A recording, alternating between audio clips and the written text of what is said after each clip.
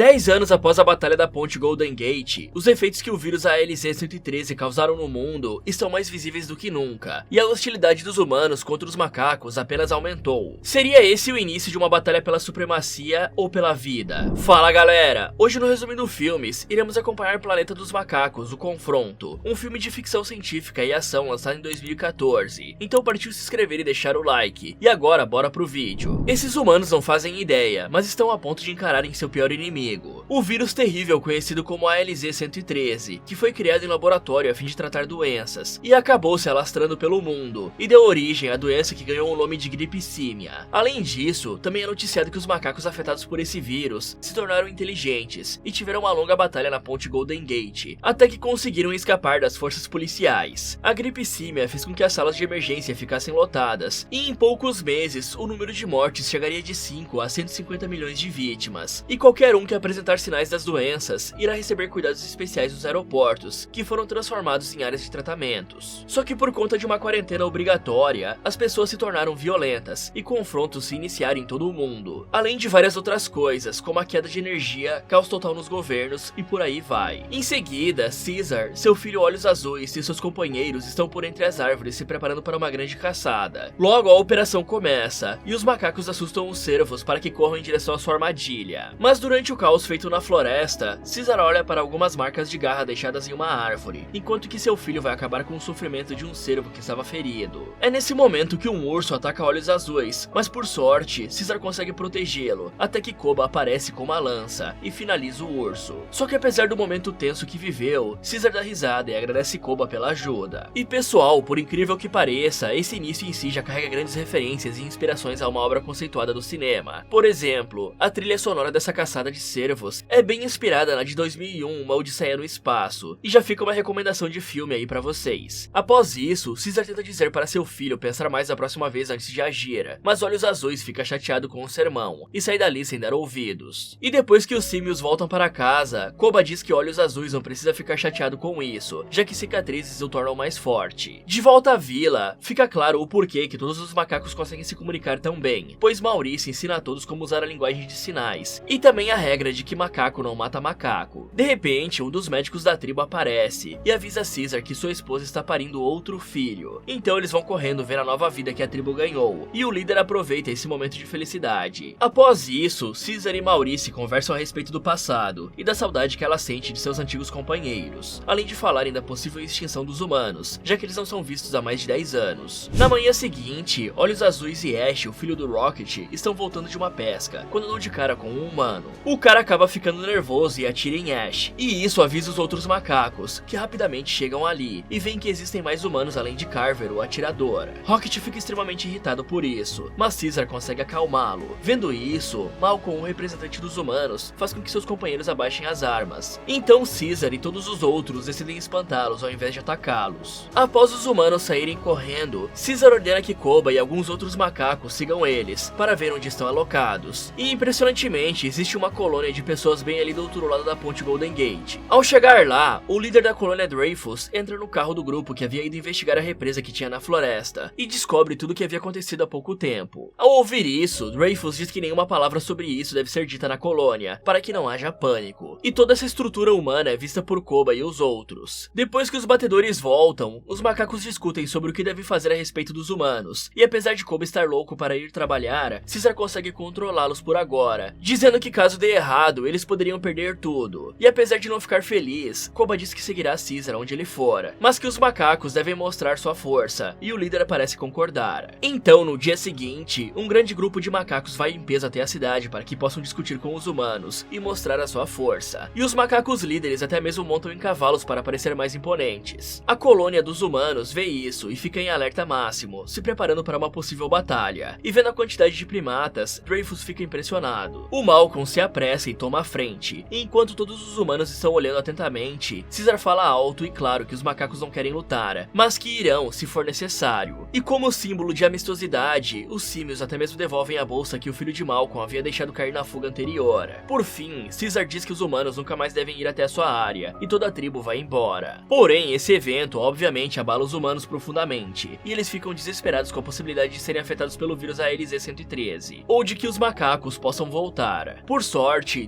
Dreyfus consegue acalmá-los, dizendo que os que estão ali são imunes ao vírus e que se os macacos voltarem, irão se arrepender. Já que apesar de não serem a antiga São Francisco, os humanos ainda têm bastante poder de fogo. Então o cara faz um belo discurso e consegue acalmar a todos, dizendo que eles darão um jeito. Porém, após o discurso, Dreyfus se encontra com Malcolm, e os dois conversam e chegam à conclusão de que a represa é essencial para a vida e comunicação. Aí na intenção de evitar uma batalha, Malcolm diz que quer voltar até lá para conversar com Caesar, e que se não voltar em 3 dias, haverá um confronto. Depois disso, Malcolm arruma suas coisas para a jornada que está por vir, enquanto conversa com a sua esposa Ellie. E apesar de estar extremamente preocupada, a mulher apoia a decisão do cara, e lhe abraça calorosamente como despedida. Só que tudo isso acaba sendo em vão, já que Alexander, o filho dele, aparece ali, e diz que irá junto nessa viagem, afinal ficará mais seguro junto do seu pai do que na colônia. Algum tempo depois, vemos Malcolm e sua família indo com Carver para a floresta se encontrar com os macacos. Ao chegar lá, Malcolm diz que ninguém deve sair do carro, e que se ele não retornar em 2 horas, eles devem voltar para a cidade. Após isso, o cara sai do carro e vai tentar se encontrar com Caesar. E enquanto caminha pela floresta para tentar encontrar a Vila dos Macacos, ele passa por vários lugares que mostra toda a imponência dos animais agora racionais sobre aquela região. E diga-se de passagem, é uma visão realmente amedrontadora. De repente, o cara chega em uma parte onde os macacos realmente estavam, e ele se vê cercado por vários gorilas e chimpanzés, que lhe arrastam como se fosse nada, e levam-no para o centro da sua tribo, onde ele pode finalmente se encontrar com o Caesar. Ali, o cara é forçado a se ajoelhar diante do líder dos macacos. Malcolm começa a implorar para que Caesar dê uma chance de ele se explicar e falar a que veio, e não tem como negar que a situação é realmente assustadora, principalmente levando em conta que ele estava cercado de macacos furiosos doidos para finalizá-lo. Mas por sorte, Caesar é calmo e decide segui-lo para ver o que ele quer dizer e mostrar. E pessoal, vocês podem não ter percebido, mas nesses minutos que se passaram, ficou claro que apesar de já fazer mais de 10 anos, Caesar ainda não se esqueceu de sua antiga casa, já que na entrada da tribo é possível ver símbolos que representam a janela que tinha no quarto dele. E além disso, esse sinal também aparece na parte de dentro da tribo. Mas continuando, ao chegar no local, Malcolm conta que os humanos precisam da represa para que possam energizar a cidade, mesmo que minimamente. E Caesar consegue entender sua explicação, e considera se deixará ou não os humanos trabalharem ali para religá-la. Após isso, Malcolm é fortemente escoltado por praticamente todos os macacos da tribo para voltar até a sua equipe. Lá ele explica que a única condição para que eles possam trabalhar na represa é que entreguem todas as suas armas. E como essa é a única opção, o grupo decide fazer isso. E ao cair da noite, os chimpanzés destroem todo o armamento. Só que por ser um macaco extremamente traumatizado por ter tido seu corpo mutilado em pesquisas humanas, Koba não está nada feliz com a permissão que Caesar deu para que as pessoas trabalhassem em seu terreno, principalmente porque isso faria com que eles se tornassem ainda mais perigosos, e por isso ele sugere que todos os macacos ataquem os humanos enquanto ainda estão fracos. Porém, Caesar não concorda com isso, já que mesmo estando fracos, eles ainda matariam muitos. Ouvindo isso, Koba acaba se exaltando, e Caesar precisa mostrar que ali é ele quem manda. Porém, alguns outros macacos parecem concordar mais com as ideias de Koba. Paralelo a isso, no acampamento dos humanos, ele fala com Malcolm e lhe elogia pela sua bravura. Além disso, eles também conversam a respeito das coisas que seu filho viu e sentiu nesses anos difíceis que se passaram. Depois disso, todos se reúnem em volta de uma fogueira, e Carver começa a demonstrar todo o ódio que sente dos macacos, e até mesmo fala das pessoas próximas que seu grupo perdeu por conta do vírus ALZ-113. Como se os macacos que tivessem criado isso, né? De volta à tribo dos macacos, Caesar se reúne com sua esposa Cornélia e seu filho recém-nascido Cornelius. Porém, ele nota que a fêmea está bem abatida por conta do parto. E aí, para refrescar sua cabeça do problema de lidar com os humanos, e também para ficar junto de sua esposa, Caesar se deita ali para passar a noite. E galera, aproveitando esse clima de família, vocês sabiam que nomear os personagens pela cor dos seus olhos é algo comum nessa franquia? Isso mesmo, além dos olhos azuis, também tiveram outros, como os olhos brilhantes, que era a mãe do Caesar, os olhos claros no filme de 68 e o olhos azuis da série De Volta ao Planeta dos Macacos. Na manhã seguinte, os humanos acordam com os macacos na porta de seu acampamento para escoltá-los até a represa. Porém, enquanto faziam isso, Caesar percebe que Koba não estava junto com eles, e Maurice diz que Koba ainda estava com ódio dos humanos, e que por isso iria caçar. O problema é que nesse momento, Koba e mais 3 chimpanzés haviam ido até a cidade dos humanos verificar o que eles estavam fazendo, e dentro da colônia, eles veem humanos fortemente armados. Aí, enquanto 2 deles ficam escondidos no teto, Koba se infiltra no arsenal recheado dos humanos, e ele percebe que todo aquele armamento poderia dizimar facilmente os macacos. O problema é que ele acaba sendo visto por um dos humanos, e precisa se fazer de bobo para sair dali de maneira segura, sem que uma briga se inicie. Então ele se reúne com seus dois companheiros e conta o que viu. Ao mesmo tempo, na represa, os humanos acabam tendo problemas durante o processo de limpeza, já que o concreto desmorona sobre eles. Por sorte, os macacos aparecem ali e resgatam todos os humanos, fazendo muito mais do que deveriam. O problema é que logo após isso, enquanto os humanos estavam curando suas feridas, o filho recém-nascido de Caesar escapa dos braços de Olhos Azuis e vai brincar com Ellie e Alexander. Só que o macaquinho acaba entrando na caixa de ferramentas de Carver e revelando uma arma que havia lá. Vendo isso, Carver tenta bater no filhote e acaba causando uma briga feia, onde Caesar bate no cara e pega sua arma. Só que por ser um cara da paz, Caesar não atira em ninguém e decide jogar a arma no rio. Após isso, ele diz em alto e bom tom que os humanos devem sair imediatamente da montanha. Então, todos os macacos voltam para a tribo. Infelizmente, ao chegar lá, Caesar descobre que a sua companheira está partindo dessa para uma melhor por conta das dificuldades do parto. Mas de repente, Malcolm e Ellie aparecem ali, já que eles ainda não haviam desistido de conversar. Caesar fica bravo no início, afinal aquela era sua casa. Porém, Ellie percebe que a fêmea está doente e diz que tem remédios para ajudá-la. E apesar de não confiar nos humanos, o chefe dos macacos decide acreditar. E aí, por ajudarem a esposa dele, o grupo ganha mais um dia para trabalhar na represa. E os macacos irão ajudá-los para que tudo seja terminado mais rapidamente. E além disso, Carver deve ser mandado embora. Por conta disso, Carver é chutado para fora do acampamento. Só que enquanto isso acontecia, Koba, que havia acabado de chegar na cidade, se encontra com Olhos Azuis. E os dois vão até a represa dos humanos, onde veem que os macacos estão ajudando os humanos. Isso deixa o macaco irritado e ele quase ataca Alexander. Por sorte, Maurice defende o garoto. Então, em estado de fúria, ele grita chamando por Caesar, que logo aparece. E quando vê isso, Koba começa a ficar extremamente irritado e diz que Caesar está preferindo muito mais os humanos do que os próprios macacos, ou até mesmo que sua família. Ouvindo essa frase, Caesar ataca Koba brutalmente, que apesar de ser bem violento, não consegue nem mesmo render uma briga contra o mais inteligente dos primatas. Por sorte, Caesar para o ataque e diz que macaco não mata macaco. E apesar de pedir perdão para o seu líder, Koba está claramente enraivecido. Após isso, na tribo, fica claro que os macacos estão divididos entre aqueles que concordam com Caesar e aqueles que concordam com Koba. E até mesmo os Olhos Azuis parecem não gostar muito do que seu pai está fazendo. Juntamente com isso, Koba diz para seus aliados não avisarem Caesar sobre as armas que eles viram no esconderijo dos humanos. E mais tarde, Koba vai até os Olhos Azuis e diz que seu líder não tem mais confiança nele e que por isso, Olhos Azuis deve proteger o seu pai, já que enquanto os humanos estiverem ali, Caesar corre risco de vida. Na manhã seguinte, Maurice vai até o acampamento dos humanos e faz amizade com Alexander. Nesse momento, Ellie e Malcolm acordam e veem o garoto interagindo amigavelmente com um gigante primata. Paralelo a isso, Koba vai até o local onde fica o arsenal dos humanos e finge ser bobão para distrair os dois amigos que estão lá testando as armas. Impressionantemente, isso dá certo, e ele usa essa chance para pegar a arma de um deles e finalizar os dois com uma incrível cara de prazer. Então, os dois parceiros de Koba aparecem ali e retiram os corpos. Mais tarde, o grupo dos humanos finalmente consegue religar o abastecimento. Então, humanos e macacos se reúnem em um posto de gasolina e curtem uma música como comemoração a essa boa notícia. Só que enquanto Caesar e Malcolm estavam reatando seu relacionamento de confiança, Koba aparece de surpresa perto do carro de Carver, em algo que poderia facilmente ser uma cena de terror, e finaliza o cara. Após isso, Caesar e os outros voltam para a tribo e veem as luzes da cidade, mas não para por aí, já que Caesar também vê que sua esposa havia se recuperado e estava bem novamente. O problema é que sem que ele soubesse, um incêndio foi iniciado na tribo a mando de Koba. Só que enquanto Olhos Azuis se encontrava com sua mãe em um momento que deveria ser de alegria, Koba aparece em um canto escuro para todos os macacos e acerta Caesar com uma arma de fogo. E antes de cair penhasco abaixo, Caesar dá um olhar incrédulo para Koba. Afinal, ele nunca imaginaria isso de seu amigo. O barulho do tiro e a queda de Caesar causam uma comoção no grupo, principalmente após verem a arma de fogo deixada para trás por Koba e o fogo que estava se espalhando no acampamento. Aí, Olhos Azuis pega a arma e mostra para todos os macacos. E vendo isso, Maurice faz com que os humanos saiam dali correndo, enquanto Koba acende a ira no coração dos primatas, incentivando a que corressem atrás das pessoas em busca de vingança. Então, o macaco ordena que as fêmeas e os jovens fiquem na aldeia, enquanto que os outros deveriam se dirigir para a cidade, no intuito de vingar a morte do seu líder. E não sabendo o que aconteceu de verdade, Olhos Azuis decide ir junto.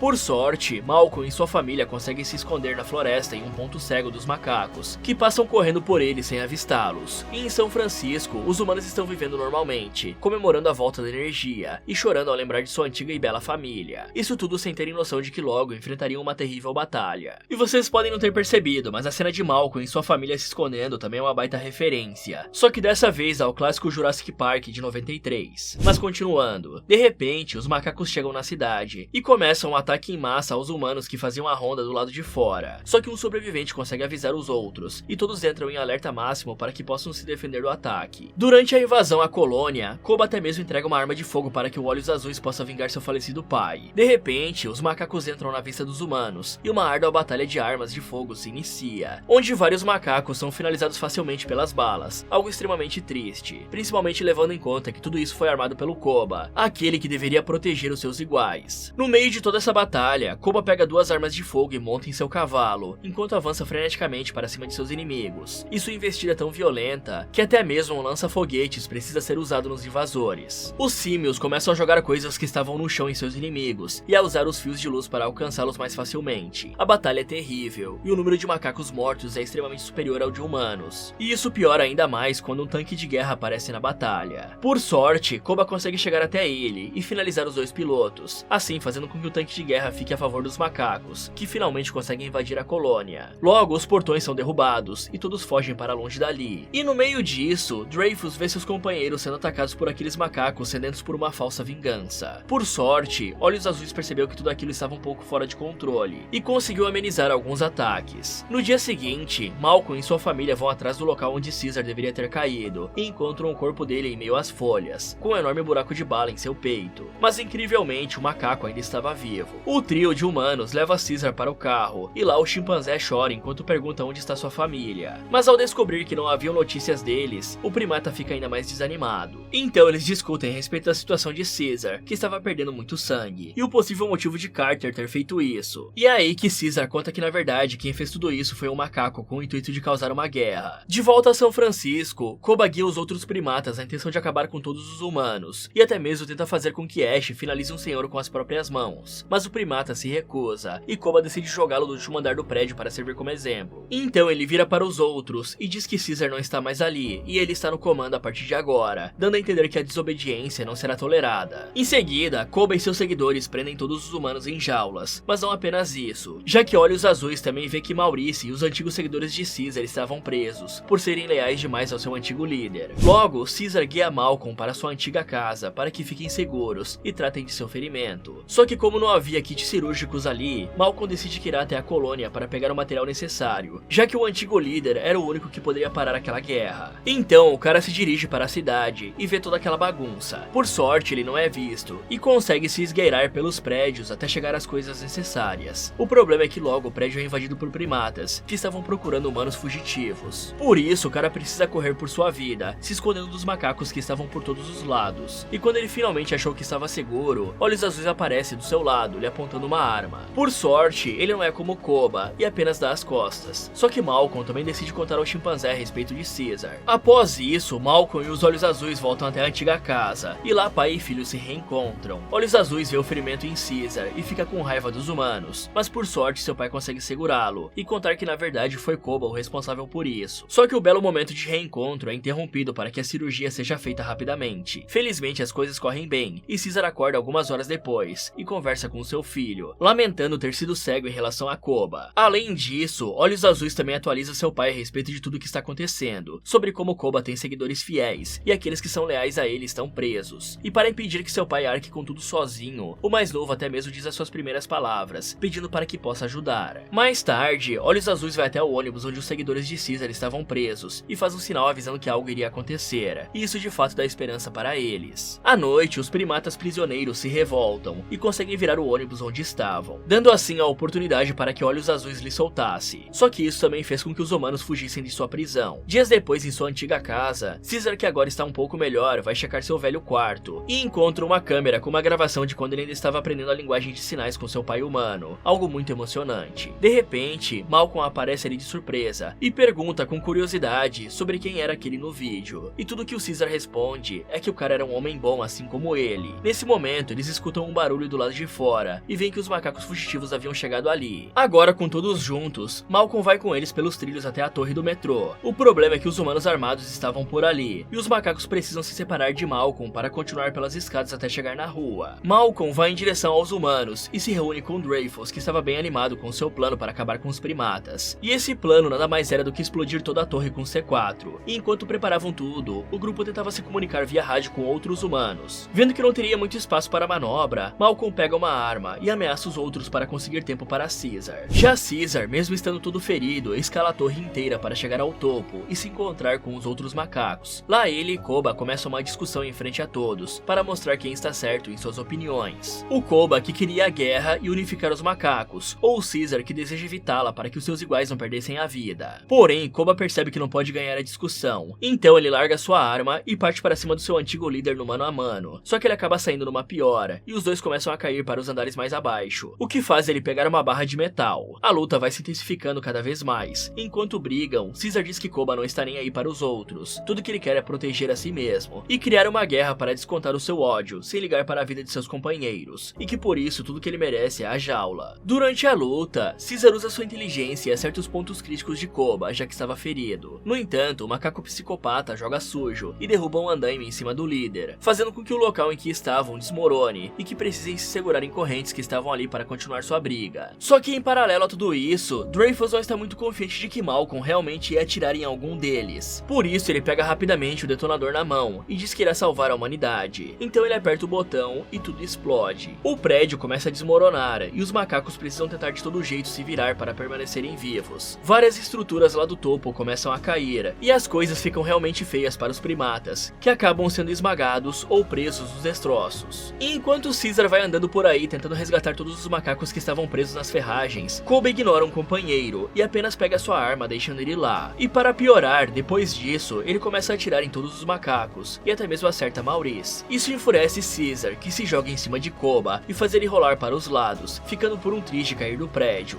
O macaco até tenta dizer que macaco não mata macaco, mas Caesar diz que Koba não é mais um macaco, e então empurra ele em uma cena que parece muito com a do Rei Leão, só que nesse caso dá pra dizer que o bem venceu. Nesse momento, todos os macacos começam a gritar como se estivessem animados recebendo seu antigo líder. Então, Caesar desce de lá de cima e se encontra com Malcolm, que estava quase sendo espancado pelos macacos. O cara avisa Caesar que a tribo deve sair dali rapidamente, já que Dreyfus havia entrado em contato com os outros humanos, e pessoas com armas ainda mais poderosas estavam chegando ali para exterminá-los. Porém, Caesar diz que não adianta mais, já que os macacos iniciaram a guerra, e os humanos não irão perdoá-los. Então os dois fazem um gesto de amizade, e cada um vai para o seu lado. Felizmente, Caesar se reencontra com sua esposa, e vê que todos da sua família estão bem. Por enquanto, né? Vamos ver no próximo resumo. Por fim, Caesar passa por entre seus iguais, e mais uma vez reafirma sua posição como um líder respeitável que sempre foi. Fala galera! Vocês acham que a humanidade conseguiria superar essa crise da gripe símia fora dos filmes? Me contem nos comentários. E vocês gostam de histórias de terror? O marinheiro alemão Stefan Ramin estava vivendo a melhor fase de sua vida ao lado da sua namorada Heike Dorsch. Na época ele tinha 40 anos, e ela era um pouco mais nova, com 37 anos. Mas por causa de todo o estresse e problemas que sua vida na cidade grande consegue proporcionar, os dois decidiram passar os últimos 3 anos navegando pelos mares no catamarã de Stefan. E em agosto do mesmo ano, depois de passarem 17 dias consecutivos sem ver sequer um pedaço de terra como uma ilha ou uma cidade, Heike, que estava deitada no catamarã, é pega de surpresa pelos gritos do Stefan. Quer saber como essa história vai terminar? Então clique aqui nesse vídeo, ou aproveite para ver outras sugestões do Resumindo Filmes. Muito obrigado por assistir e até o próximo.